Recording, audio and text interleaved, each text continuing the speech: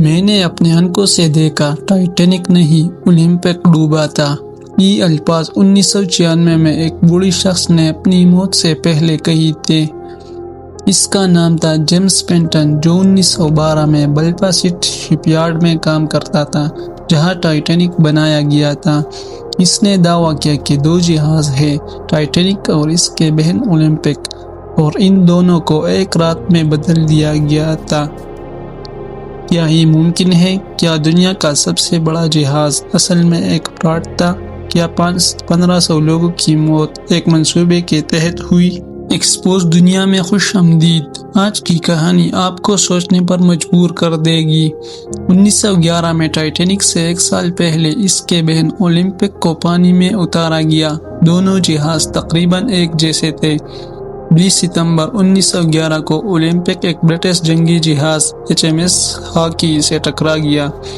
نقصان اتنا زیادہ تھا کہ جہاز کو واپس بلفاسٹ شپ یارڈ لے جانا پڑا جہاں ٹائٹینک بن رہا تھا۔ یہاں سے سازش شروع ہوتی ہے۔ کمپنی کے مالک جی بروس اسمی کو احساس ہوا کہ اولمپک کو ٹھیک کرنے میں لاکھوں ڈالر خرچ ہوگی اور وہ انشورنس کلیم نہیں کر سکتے کیونکہ حادثہ اولمپک کی غلطی سے ہوا تھا۔ لیکن اگر کوئی قدرتی آفت ہو جائے جیسے برف کی پہاڑ سے ٹکرانا تو پوری رقم مل سکتی ہے۔ کچھ محققین کہتے ہیں کہ اکتوبر 1911 میں جب اولمپک اور ٹائٹینک دونوں شپ یارڈ میں تھے، انہوں نے دونوں جہازوں کے نام بدل دیے۔ ٹوٹا ہوا اولمپک اب ٹائٹینک بن گیا اور نئے ٹائٹینک اب اولمپک۔ پھر انہوں نے ٹوٹے ہوئے جہاز کو سفر پر بھیجا اور جان بوجھ کر ڈبوا دیا۔ کیوں؟ $5 ملین کی انشورنس کے لیے۔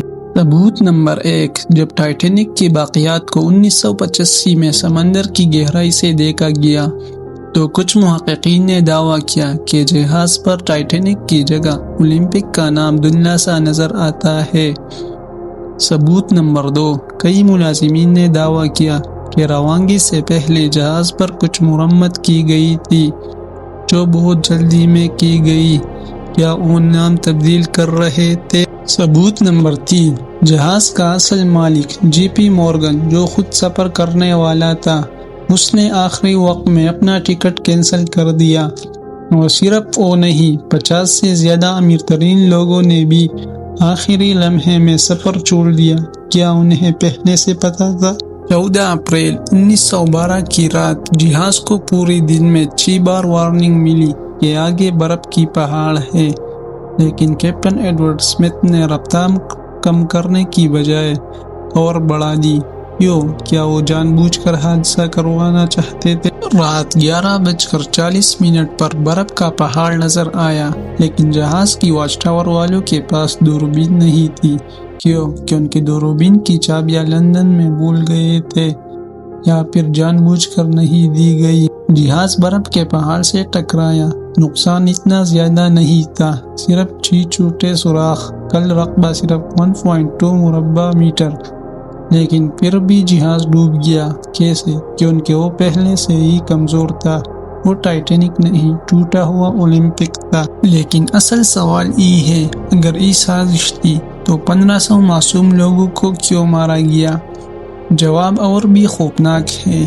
جہاز پر 3 سب سے امیر آدمی سوار تھے، جان جیکب اسٹور، بینجامن گوگنہائم اور ایسڈور اسٹراؤس۔ یہ تینوں امریکہ میں فیڈرل ریزرو بینک بنانے کے سخت مخالف تھے۔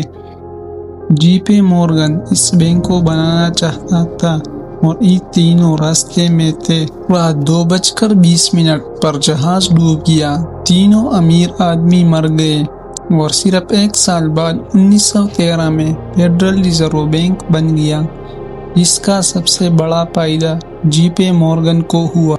اور آخری راز، SS کیلیفورنیا نامی جہاز صرف 20 میل دور کھڑا تھا۔ وہ سب کو بچا سکتا تھا، لیکن اس کی کیپٹن اسٹینلی لارڈ نے اپنی ریڈیو بند کر دیا تھا اور سو گئے تھے۔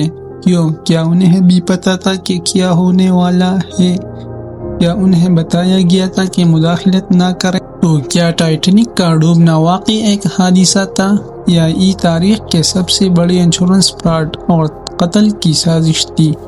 سرکاری طور پر یہ ایک حادثہ تھا، لیکن جتنا زیادہ آپ کو دیں گے اتنا زیادہ سوال ملیں گے۔ 50 لوگوں نے آخری وقت میں ٹکٹ کینسل کیے، کیپٹن نے 6 وارننگ نظر انداز کیے، دوربین کی چابیاں غائب تھی، قریبی جہاز نے مدد نہیں کی، 3 امیر مخالف مر گئے اور 1 سال بعد فیڈرل ریزرو بن گیا۔ کیا یہ سب محض اتفاق تھا؟ فیصلہ آپ کا ہے۔ امید ہے ایکسپوز دنیا کی یہ ویڈیو آپ کو پسند آئی ہوگی۔ کمنٹ میں بتائیے کیا یہ حادثہ تھا یا سازش۔ لائک اور شیئر کریں اور چینل کو سبسکرائب کریں۔ ملتے ہیں اگلی ویڈیو میں۔ اللہ حافظ۔